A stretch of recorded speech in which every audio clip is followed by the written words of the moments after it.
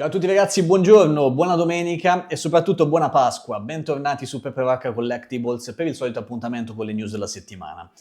C'è tantissima roba di cui parlare questa settimana, quindi cercherò di essere breve, ma volevo prima di iniziare ringraziare tutti coloro che tramite un messaggio, un commento, un qualsiasi cosa al video precedente che mi rendo conto essere stato pessimo e mi scuso, hanno dimostrato il loro affetto nei confronti miei, nei confronti di Loki che ci ha lasciato sabato scorso e quindi grazie davvero a tutti ragazzi, apprezzo veramente tantissimo. Adesso tuffiamoci nel vivo di questa settimana parlando di quelle che sono le news, partendo come sempre da Hot Toys e dai rilasci che vedremo qui sulla pagina Facebook di Hot Toys per essere un pochino più riassuntivi e più veloci, poi ci sposteremo sul loro sito se ci degnerà di funzionare. Primo rilascio di questa settimana in caso Hot Toys è stato La cosa dei Fantastici 4 da Fantastic Four First Steps. Un pezzo che in realtà doveva uscire, se non mi sbaglio, più tardi, credo almeno verso settembre o comunque fine anno, invece è stato anticipato per la gioia di molti e invece la disperazione di molti altri che magari devono pagarlo ancora. Però davvero un gran bel pezzo, almeno così sembra, non sono mai sceso nei dettagli con questo personaggio perché sebbene mi piaccia fisicamente, tantissimo esteticamente, non ho mai assaporato l'idea di poter prendere tutti e quattro i Fantastici 4, soprattutto tratti da questo film. Magari ci penserò qualora facciano in futuro i Fantastici 4 tratti direttamente dal fumetto. Comunque, gran bel pezzo, fatemi sapere se qualcuno di voi già ce l'ha o lo sta aspettando qui sotto nei commenti. Poi un altro trailer per Supergirl, abbiamo tutti capito che Hot Toys farà Supergirl e anche i personaggi ad essa connessi.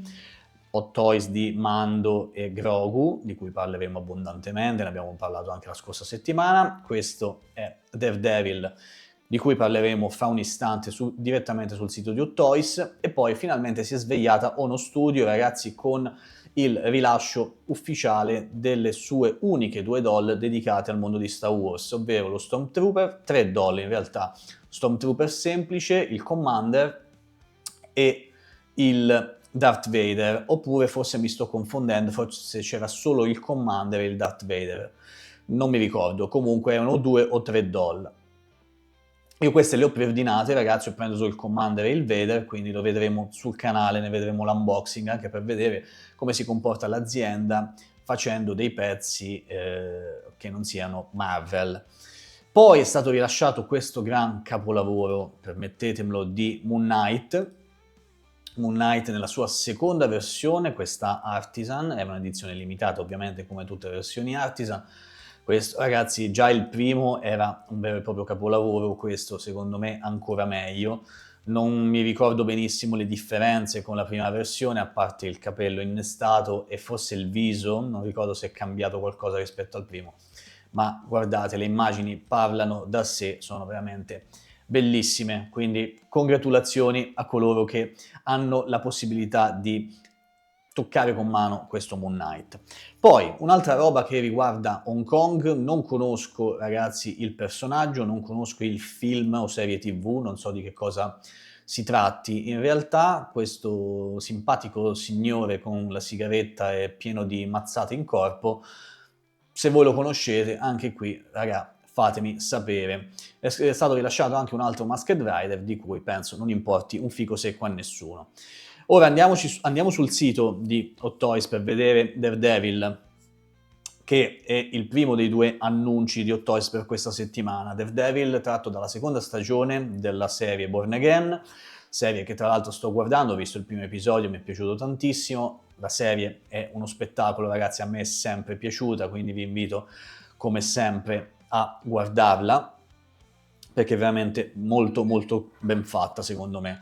Altrettanto forse non posso dire di questo Daredevil, mi piace tanto dal punto di vista estetico perché ricorda la suit nera che troviamo anche nel fumetto, ma da quel poco che sono riuscito a vedere le proporzioni non mi sembrano proprio esattissime, così come l'head sculpt del personaggio, questo qui, senza la maschera, non mi convince al 100%. magari un'impressione mia, anzi se non siete d'accordo con me a maggior ragione scrivetemelo qui sotto nei commenti, perché così ci possiamo confrontare un pochino meglio, ma il body non mi convince al 100%. È fighissimo, niente da dire, esteticamente una bomba, ma credo che abbiano riciclato molto dalle precedenti versioni, quello rosso e quello con la tuta dorata. Fatemi sapere che ne pensate voi. Ovviamente il personaggio è assolutamente da prendere se avete apprezzato la serie e se apprezzate il personaggio. Molto figa anche questa basetta che non avevo visto, quindi viene accantonata la basetta esagonale che di solito viene utilizzata per i personaggi Marvel per dare spazio a questa basetta rettangolare con una targhetta con il logo di Born Again e l'asfalto, il tombino, le impronte. Molto figa, la basetta è veramente molto bella. Niente, ditemi che cosa ne pensate. Questo è un pezzo che uscirà, è il TMS 186, uscirà nel secondo, terzo trimestre del 2027, quindi un anno ancora, se non anticiperanno i tempi come stanno facendo ultimamente, scusate. Poi, questo è l'annuncio che pensavo all'inizio fosse un pesce d'aprile, perché è stato annunciato proprio il 1° aprile e Hot Toys non sarebbe stata la prima volta per Hot Toys di annunci fake come pesce d'aprile, mi sembra che l'abbia fatto anche l'anno scorso con qualcosa del genere, invece sembra che sia effettivamente vero, non è uno scherzo. Wolverine Pool, da un concept di Deadpool e Wolverine, come vedete è un miscuglio dei due personaggi, di Wolverine e Deadpool. Devo dire, appena l'ho visto la prima volta ho detto ma che è sta cagata? Ora il mio cervello, mentre scorrono le immagini, un'immagine mi dice che merda, l'altra immagine dice ma che figata è? E quindi c'è questa sorta di dualità e non capisco bene quale sia l'idea. Ovviamente è un concept simpatico e tutto, è anche abbastanza figo esteticamente, non c'è male, quindi anche qui ci sarà un pubblico anche tra di voi, immagino molto diviso tra il è fighissimo, quindi lo voglio assolutamente, e chi invece dirà no, non è canonico, non è nulla di particolare e quindi non lo prenderò. A me non dispiace, vi dico la verità, non dispiace, un personaggio del genere carino da mettere tra l'altro tra le varie concept art, ce ne ho altre, quindi non è male, assolutamente no. Movie Masterpiece 857 di 31 cm, questo uscirà a brevissimo, perché tra l'altro è un'edizione limitata a 2000 copie. Quindi terzo, quarto trimestre del 2026 potremo vedere magari in modo anche più specifico questo Wolverine Pool. Io non penso che per il momento lo prenderò, ma sarò curioso di vedere un unboxing o qualcosa in generale per vedere un attimo com'è questo pezzo.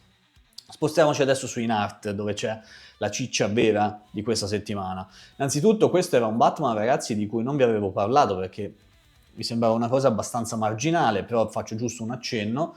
È un Batman da Arkham Origins, sempre 1:12, quindi parliamo di In Art Action, 1:12, e poi ne abbiamo parlato della versione clean in cui non era stata rispettata l'altezza, poi l'hanno rifatto eccetera eccetera, poi hanno cambiato il nome addirittura da In Art 1:12 a In Art Action proprio per evitare rotture di coglioni.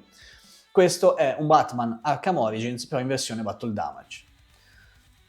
Figo, per carità di Dio, chi magari ha missato il preordine della versione clean, ok, non ne vedo sinceramente l'utilità, però cioè, succede diverse volte che appunto viene fatta una versione clean in una Battle Damage, non vedo perché non fare il preordine, cioè non farli uscire insieme in modo tale da dare più possibilità di scelta al consumatore, però hanno preso questa decisione un po' dubbia per quanto mi riguarda, così come quando corsero ai ripari facendo il pack degli accessori per il Batman di Nolan. Però non lo so, non so quanti di voi l'avranno preso, nel caso fatemi sapere anche questo ragazzi perché sono curioso, io ho preso quello clean, di vedere poi effettivamente come sarà questo Battle Damage. Adesso l'annuncio degli annunci, quello che più volte, se mi seguite da un po' di tempo, avete sentito nominare, finalmente Gimli in 1:6 di In Art.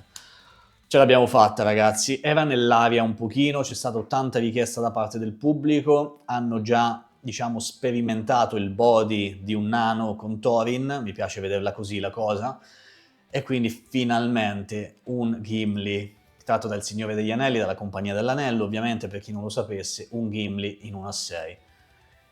Anche qui ragazzi io ovviamente non ho molto da dire, faccio vedere le immagini e giudicate voi. Per me è eccezionale. Ora, non posso effettivamente andare a vedere ogni singolo millimetro perché rischierei di dire una cazzata, perché non sono quel tipo di collezionista che riesce a ricordarsi se questo dettaglio era al posto piuttosto che un altro. Sono cose che magari faccio in fase di unboxing prima di parlarvene, ma quando vedo questa roba per me esplode l'entusiasmo e basta. Doppio innesto per capelli e barba, l'elmo non riesco a capire se vada a incastro o meno, ma credo che non ci sarà nessun tipo di problema da questo punto di vista. Le armi, ci sono le due accette, chiamiamole accette, e l'ascia bipen invece che sono ovviamente in diecast. Tutto quello che vedete è in tessuto, ognuno del materiale più vicino possibile a quello che dovrebbe essere nella realtà. Una basetta, tra l'altro, nello stile nanico, qui abbiamo la pipa. Bellissimo, ragazzi, non ho assolutamente niente da dire, era uno dei personaggi della Compagnia dell'Anello che stavo aspettando di più, e a questo punto non vedo l'ora che dicano qualcosa di più sugli Hobbit, su Frodo in particolare. Vediamo se c'è qualche altro dettaglio, mi sembra di no. Qui ovviamente abbiamo sul sito in art la lista completa, quindi un body full articolato, l'elmo, i vari capelli e barba, insomma. Vediamo un po', c'è la pipa, il mantello, quello che abbiamo trovato anche in Legolas e anche negli altri. Abbiamo mani intercambiabili, ben 9 mani intercambiabili, la basetta che ha sempre il solito supporto, quindi non è magnetica, e 5 asce differenti. Ragazzi, c'è davvero poco da dire, quindi anche qui non mi ricordo quando è progettata l'uscita, vediamo un po' se c'è scritto qualcosa, se no ce lo andiamo a vedere poi sul Colosso dei Nerd, perché tanto è già uscito il preordine. Non mi ricordo, vabbè ragazzi, il preordine scadrà addirittura il 31 di maggio del 2026, quindi c'è abbastanza tempo. E quindi andiamo direttamente sul Colosso dei Nerd, perché oltre a lui volevo far vedere anche un altro paio di cosette. No, forse mi sono sbagliato, forse doveva uscire, eccolo qui. Gimli, vediamo un po'. Gimli, il prezzo intanto è di 499 euro, quindi rimaniamo in linea assolutamente con quelli che sono i personaggi del Signore degli Anelli, di Nart.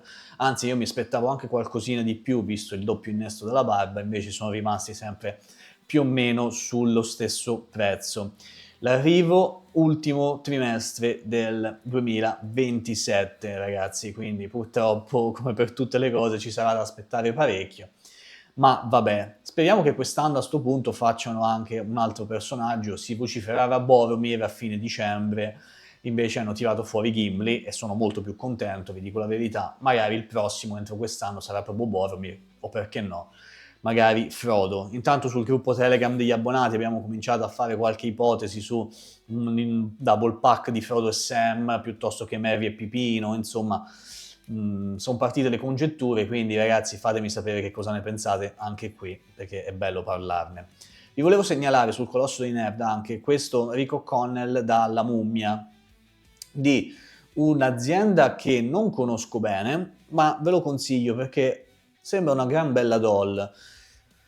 Ora, il prezzo forse è un pochino elevato, 450 euro, c'è tutto quello che vedete, dovrebbe essere in pelle vera, da quello che ho capito, c'è comunque il purse, quindi gli occhi che possono essere personalizzati e ruotati a piacimento. Non mi piace tantissimo il peg in vista in questo caso, si poteva fare qualcosina di meglio, però mi sembra anche a livello di head sculpt di tutto rispetto. Forse, ripeto, il prezzo un pochino alto, l'avrei fatto pagare forse un cinquantino in meno, però per chi fosse interessato, ragazzi, mi sembra molto molto interessante.